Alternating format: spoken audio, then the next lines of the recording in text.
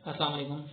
Basically students अज़ान की वजह से मुझे लेक्चर पॉज करना पड़ा।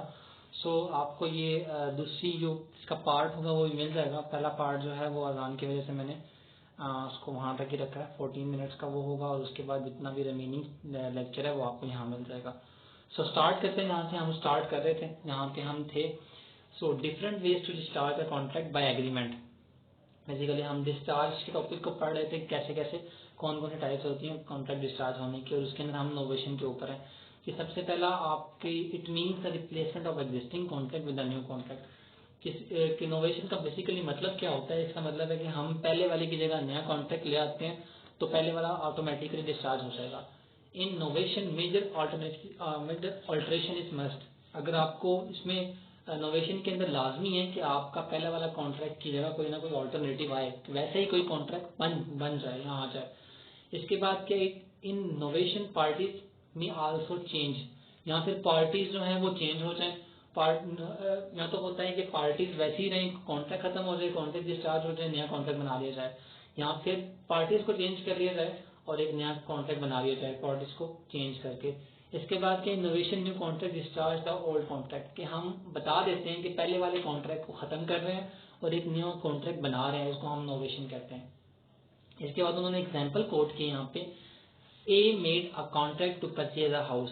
ए जो है एक घर परचेज करता है, नंबर 56, उसका उसने बता दिए कि घर का नंबर बता दिया for 1 crore, but later both parties were agreed that instead of house number वो 56 के बजाय अनदर हाउस 56।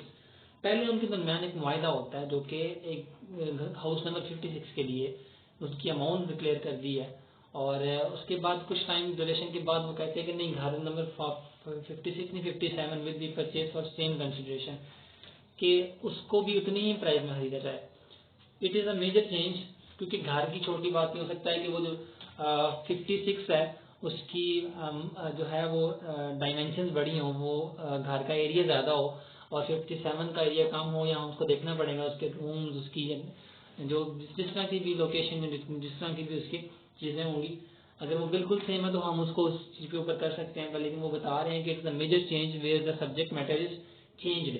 यहाँ पे मेन चीज़ ही बदल रही है, मेन चीज़ को ही चेंज किया जा रहा है। तो इसके लिए आपको क्या करना पड़ेगा? इसके लिए आपको जो है वो देखना पड़ेगा कि सब्जेक्ट मैटर चेंज हो रहा है, तो इसके लिए हम नया कॉन्ट्रैक्ट बनाएं, उसको ही प्रोसीड कर सकते हैं हम। It is a major change, जो कि बहुत बड़ी चेंज है जिसके लिए हमें नया कॉन्ट्रैक्ट बनाना पड़ेगा, तो इसको हम नोवेशन कहते हैं। बेसिकली उन्होंने आपको एग्जाम्पल से क्लियर कर दिया। It is a major change where the subject matter is change, so may be called as notion. तो हम इसे नोशन कह सकते हैं। नोशन में क्या होता है कि आपका बिल्कुल नया कॉन्ट्रैक्ट बनता है, पार्टी चेंज हो जाती है, यहाँ पर सब्जेक्ट मैटर चेंज हो जाता है। तो इस तरह की चीज़ें अगर बड़े लेवल के ऊपर चेंज हो रही हैं तो इसको हम नोवेशन कहते हैं, इसको हम चेंज कर सकते हैं। उसको हम पहले वाले ऑटोमेटिकली जो पहले वाला होगा वो आपका डिस्चार्ज आपका कॉन्ट्रैक्ट हो जाएगा। इसके बाद है ऑल्ट्रेशन। ऑल्ट्रेशन का मतलब मीनिंग ये होता है कि उसकी जगह पे लेके आना। वन और मोर terms of the contract change, कि हम क्या करते हैं कि हम कॉन्ट्रैक्ट के लिए की ऑल्टरेशन ले आते हैं, ऑल्टरनेटिव उसका ले आते हैं, या उसकी जगह पे कोई कॉन्ट्रैक्ट ले आते हैं। Alteration result in discharge of original contract old contract. तो वो ये वही है कि हम पहले वाले को खत्म करते हैं, नया वाला कॉन्ट्रैक्ट बना लेते हैं। Usually minor change are involve, इसमें कुछ माइनर सी चीज़ें चेंज होती हैं। इसके अंदर हमने एग्जाम्पल कोट किया ताकि आपको बात समझ आ जाए। A wants to purchase a house from B. A B से घर लेना चाह रहा है 1 करोड़ का, and payments to be made by cash. अब इसमें क्या है, अब पहले वाले कॉन्ट्रैक्ट को खत्म करके कैसे नया बनाया जाता है? क्योंकि पहले वाली कैटेगरी और ये वाली कैटेगरी बिल्कुल सेम लग रही है कि उसमें पहले वाले में तो आप नेम में रखें कि उसकी बिल्कुल नेचर ही चेंज हो जाती है, उसका बिल्कुल नया कॉन्ट्रैक्ट बनता है और उसमें पहले वाली कोई चीज़ रहती नहीं है। घर चेंज हो गया, पैसे तो सेम है पर लेकिन घर एक बहुत बड़ी मेजर चीज़ चेंज हो रही है। इसमें क्या होता है, little alter the decide to payment made in cash, made by cash. इसमें आपका सिर्फ मोड ऑफ पेमेंट जो है ना वो सिर्फ चेंज हो रहा है कि आपने वही सारा कुछ रहेगा, कॉन्ट्रैक्ट वही रहेगा। पहले आपने वो कह रहा है कि A wants to purchase to buy a house from B from 1 crore and payment to be made by cash, payment cash में देनी है। Later it's altered and decided the payment to be made by cash. This is alteration as minor change in the contract made. मैंने basically दोबारा से cash लिख दिया कि आप जो है ना कैश के फॉर्म में नहीं, मुझे आप चेक की फॉर्म में दे सकते हो, ठीक है। तो छोटी सी बस चेंज लेके आ रहे हैं, बाकी सारा कॉन्ट्रैक्ट सेम है, 1 करोड़ का ही है, उसी घर का ही है, सब कुछ सेम है, कोई सब्जेक्ट चेंज नहीं हो रहा। जो आपने कैश मुझे प्रोवाइड करनी, जो आपने पहले मुझे कैश फॉर्म में देनी थी, वो आप मुझे चेक फॉर्म में देते। सो एक छोटी सी माइनर सी चेंज की वजह से पहले वाले कॉन्ट्रैक्ट को हम डिस्चार्ज करके नए वाले कॉन्ट्रैक्ट को बना लेते हैं। इसके बाद क्या है, सेशन में क्या होता है कि when both parties agree to cancel the contract, दोनों पार्टीज तैयार होती हैं कि कॉन्ट्रैक्ट खत्म कर रहे हैं हम, इट मे बी कैंसिल्ड, ये खत्म किया जा सकता है बाय मैनुअल कॉन्सेंट, दोनों की रजामंदी से एक कॉन्ट्रैक्ट को खत्म किया जाए या डिस्चार्ज किया जाए, उससे हम सेशन का नाम देते हैं। और where one party fails to perform, या फिर एक पार्टी फेल हो जाती है, the other party make resign to contract, मतलब एक पार्टी, ये तो हो गया कि दोनों पार्टी एग्री हो जाती हैं उसको खत्म करने के लिए, डिस्चार्ज करने के लिए, तो वो उसको डिस्चार्ज कर देते हैं, उस कॉन्ट्रैक्ट को खत्म कर देते हैं। और एक सिचुएशन ये होती है कि एक पार्टी परफॉर्म नहीं करती, तो दूसरी पार्टी की जिम्मेदारियां ऑटोमेटिकली उस कॉन्ट्रैक्ट से खत्म हो जाती हैं, वो उसको आगे प्रोसीड नहीं करती, तो इसको हम रिसेशन का नाम देते हैं। अब यहाँ पे मैंने एग्जांपल कोट किया है, A made a contract with B to purchase a house, A ने कॉन्ट्रैक्ट बनाया बी के साथ घर खरीदने का, from him to amount 1 crore, उसी तरह से वो कह रहा है कि 1 करोड़ का घर खरीदने की उनकी डील हुई है, later both agree to perform this deal, not perform this deal. अब दोनों कुछ टाइम के बाद रजामंद हो जाती हैं कि एक पार्टी कहती है कि मुझे घर नहीं देना, वो कहती है कि मुझे 1 करोड़ के अंदर नहीं देना, तो दोनों पार्टीज कहती है कि ठीक है, हम कोई एक्सचेंज ऑफर नहीं कर रहे, हम ना मैं आपसे घर ले रहा हूँ ना मैं आपसे पेमेंट ले रहा हूँ। तो ये चीजें, इसको कहते हैं simple, this is called as session of contract, session of discharge, के कॉन्ट्रैक्ट दोनों की रजामंदी से खत्म हो जाता है। इसके बाद जो आपका नेक्स्ट है वो डी टाइप है, जिसके अंदर रिमिशन होता है। रिमिशन का मतलब क्या, accept of leisure performance of contract then due right.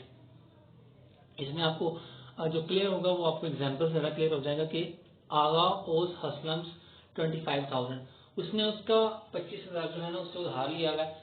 Letter Aslam, जिससे उधार लिया हुआ, agrees to accept 20,000 for full discharge of liability. अब वो कहता है कि ठीक है यार, तो मुझे 25,000 ना दो, उसकी लाइबिलिटी को खत्म कर देता है। वो कॉन्ट्रैक्ट जो है उनका अब शुरू में कॉन्ट्रैक्ट हुआ था कि मैं जो है 25,000 मुझे दो, मैं तुम्हें कुछ मंथ के बाद जो है ना वो तुम्हें वापस दे दूंगा, इनका ये कॉन्ट्रैक्ट बेसिकली हुआ था। तो बाद में क्या होता है कि वो पहले वाले कॉन्ट्रैक्ट को कैसे खत्म करते हैं कि दोनों रजामंद हो जाते हैं कि ठीक है यार, तुम मुझे 25,000 दो, तुम मुझे 20,000 दो, तुम्हारी फुल लाइबिलिटी में खत्म कर दूंगा। तो इसको हम रिमिशन ऑफ कॉन्ट्रैक्ट कहते हैं, बेसिकली एक्सेप्ट ऑफ लीजर, जो कि जिसने उधार लिया होता है वो एक्सेप्ट कर लेता है परफॉर्मेंस के, इस तरह से कर लेते हैं कॉन्ट्रैक्ट को, ताकि वो कॉन्ट्रैक्ट खत्म किया जा सके, उसको पूरा किया जा सके। उसके बाद क्या है, वेवियर क्या होता है, the promisee surrender his right, जिसने प्रॉमिस किया हुआ होता है, प्रोमिसी जो होता है वो कहता है कि मैं नहीं कर पा रहा। सरेंडर का मतलब होता है, सरेंडर का मतलब होता है कि वो अपने हाथ खड़े कर लेता है, यार मेरे से नहीं हो रहा, मैं ये काम नहीं कर सकता, मैं मेरे से बात हाथ पैर चली गई है, बात मेरे हाथ से निकल गई है। So which raises out of the contract, contract होता है, कॉन्ट्रैक्ट चला जा रहा होता है, कुछ टाइम के बाद एक पार्टी, प्रोमिसी जो पार्टी होती है वो कहती है कि यार मैं नहीं कर सकता, ये अपने हाथ खड़े कर लेती है। It is deliberate surrender of a right which one person is entitled under contract. तो एक पार्टी बिल्कुल यानी कि मना कर देती है और वो कहती है कि मेरे ये हाथ में नहीं है कि मैं कहूँ ये गाइड परफॉर्म, तो इसका मतलब है कि जैसे उसने ये काम किया है तो वो कॉन्ट्रैक्ट डिस्चार्ज हो गया, वो कॉन्ट्रैक्ट खत्म हो गया। ए गॉट एडमिशन इन कॉलेज, ए जो है वो एडमिशन लेता है कॉलेज में, वेयर ही हैड टू पे अ फी, यहाँ पे वो फी पे करता है, but due to his good performance his fee was waived off. अब इसमें क्या है कि उन्होंने एक एग्जाम्पल कोड किया यहाँ पे आपको समझाने के लिए किसी और तरीके से, कि एक तो कॉन्ट्रैक्ट उनको है कि जैसे प्राइवेट कॉलेज के अंदर होता है, स्कूल्स के अंदर होता है कि आप यहाँ पे एडमिशन लें, अगर आपके बच्चे ने अच्छा परफॉर्म किया तो उसकी फीस माफ कर दी जाएगी। तो वही चीज़ होती है कि बिल्कुल यानी कि ना हम आपका कॉन्ट्रैक्ट खत्म कर देंगे पहले वाला, और वो ये हम आप जो है आपसे फीस नहीं चार्ज करेंगे, बिल्कुल हम छोड़ देंगे वो उस चीज़ को। वे तो मतलब छोड़ देना बेसिकली, ये पहले वाले मैंने आपको एग्जांपल दिए पर मैं बात की है। तो इसमें क्या है कि वो जैसे ही वो एक अच्छे मार्क्स गॉट करता है तो कॉलेज की मैनेजमेंट जो है वेव्ड ऑफ हो जाती है, वो उसको उसकी फीस को माफ कर देते हैं, उसको छोड़ देते हैं, इसको वेवियर कहते हैं। इसके बाद क्या टाइप्स ऑफ डिस्चार्ज के अंदर, डिस्चार्ज बाय सबसीक्वेंट इम्पॉसिबिलिटी। अब यहाँ पे वो कह रहे हैं कि सबसीक्वेंट इम्पॉसिबिलिटी का मतलब क्या है कि किसी वजह से जो है वो ना हो पा रहा हो, वो वाइड हो जाए, तो वो ऑटोमेटिकली जो कॉन्ट्रैक्ट होता है वो डिस्चार्ज हो जाता है। When contract was made it was performable, जब वो बनाया गया है तो तब तो वो था कि वो बन जाएगा, परफॉर्मेबल है, काम किया जा सकता है। लेटर बिकम्स इम्पॉसिबल अनलॉफुल, पर लेकिन कुछ टाइम के बाद वो इम्पॉसिबल हो जाता है और अनलॉफुल हो जाता है। Hence results in being void. So इसका मतलब है कि वो आगे अब काम नहीं किया जा सकता। सबसीक्वेंट का मतलब ही ये है कि कुछ टाइम तक वो ठीक रहता है, पर लेकिन कुछ टाइम के बाद जो है वो परफॉर्म होने के काबिल रहता है। इसको हम सबसीक्वेंट इम्पॉसिबिलिटी का नाम देते हैं। No obligation left to be fulfilled, तो अब इसके ऊपर काम नहीं किया जा सकता, इसको बेसिकली हम ये कह देते हैं। इसके बाद क्या, subsequent impossibility may be because of different reasons. कुछ रीजंस हो सकती हैं इम्पॉसिबिलिटी, क्या क्या हो सकता है कि वो इम्पॉसिबिलिटी शो कर रहा है कि ये नहीं हो सकता। उसमें मेन चीज़ है कि चेंज इन द लॉ, कि पूरा का पूरा कानून चेंज हो जाता है, लॉ चेंज हो जाता है, जिसकी वजह से उसके अंदर इम्पॉसिबिलिटी का फैक्टर आ गया।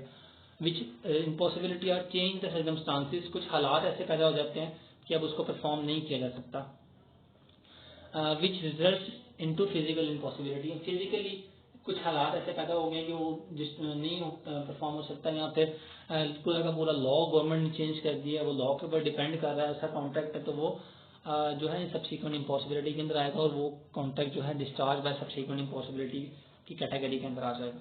इसी तरह से discharge by lapse of time, time का हर एक जो भी हम कॉन्ट्रैक्ट करते हैं उसके अंदर एक टाइम का फैक्टर होता है। टाइम बहुत इंपॉर्टेंट चीज होती है। If a contract is breach means breach, अगर कॉन्ट्रैक्ट टूटता है, not perform at the time of a contract, अब आपको एक टाइम पीरियड देने जाता है, ठीक है, आपको कहा जाता है कि इतने टाइम पीरियड के अंदर आपने ये कॉन्ट्रैक्ट परफॉर्म करना है, और जैसे ही आपका वो टाइम पीरियड पूरा होता है आप वो परफॉर्म नहीं करते, तो वो कहा पहले बता दिया जाता है कि आपको ये जो कॉन्ट्रैक्ट है वो खत्म कर दिया जाएगा, और वो इसकी रीजन टाइम है कि कुछ चीजें आपको टाइम से वो पूरा करना होता है, अगर वो आप उसको नहीं पूरा करते उस टाइम ड्यूरेशन के अंदर, तो वो ऑटोमेटिकली डिस्चार्ज हो जाता है।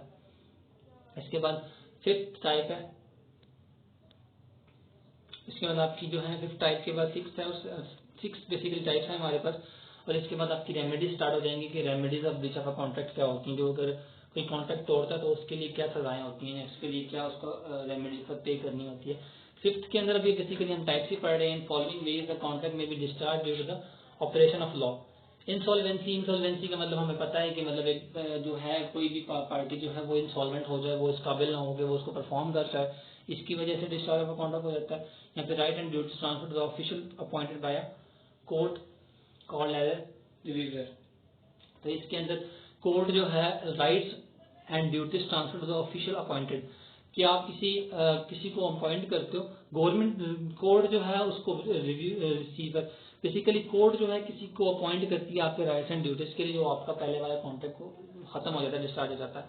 इसके बाद क्या, मर्जर। मर्जर में क्या है कि मर्जर का बेसिकली मतलब होता है कि दो पार्टी ने मिलकर कॉन्ट्रैक्ट बनाया होता है।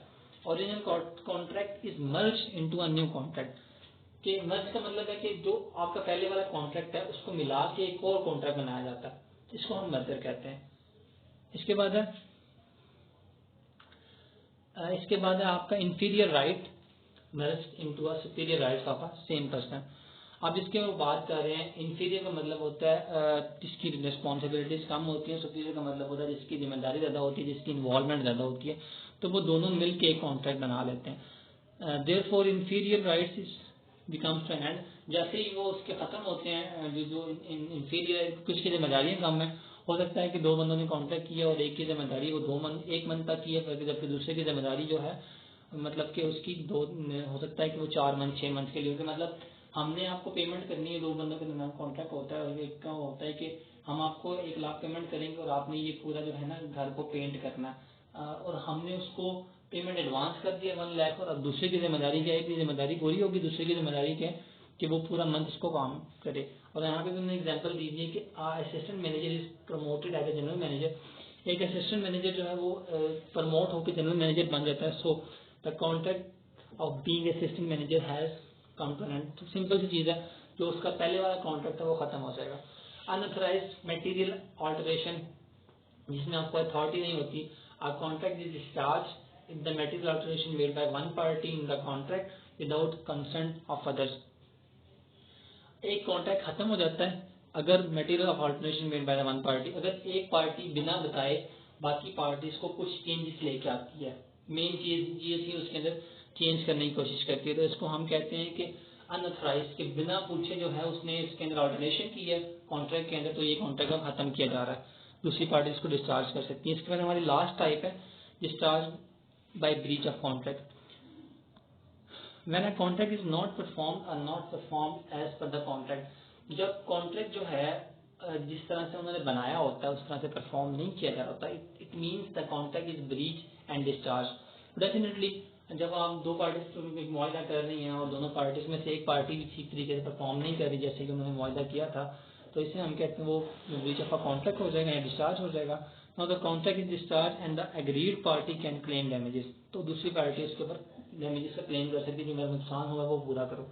इन case of the agreed party they get the right and the like causes of a performance right to show, तो जो जिस पार्टी को नुकसान हुआ होता है वो अपनी ड्यूटी परफॉर्म कर रही होती है, दूसरी पार्टी जो नहीं ड्यूटीज परफॉर्म करती वो राइट रखती है कि वो जो एग्रीड पार्टी है वो केस कर सके दूसरी पार्टी के ऊपर, गिल्टी पार्टी के ऊपर। इसी तरह से लास्ट में एग्जाम्पल कोट किया कि Amjad promises to sell his house to Baqir on 1 December but he did not.